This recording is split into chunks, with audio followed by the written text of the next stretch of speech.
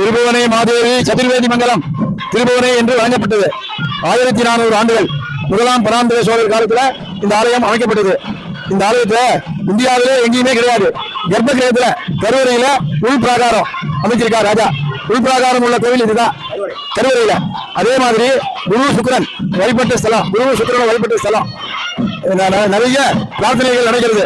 விவாக காரியங்கள், கோர்ட்டு வியாஜ விவகாரங்கள், படிப்பு, டாக்டர் சீட்டு இதெல்லாம் இந்த பெருமாள் கிட்ட வந்தா கிடைக்கிறது. பெருமாள் சோதாதிரிநாத பெருமாள், தெய்வநாயகம்னு தமிழ்ல பேரு. திருபுவனை மாதேவி சதுர்வேதி மங்கலம் ராஜா சமஸ்தானம், இது பெரிய சமஸ்தானம். வரப்பிரசாதியான பெருமாள் ஸ்ரீ வரமங்க தாயார் தாமரை மலரிலே அமர்ந்திருக்கிறார்.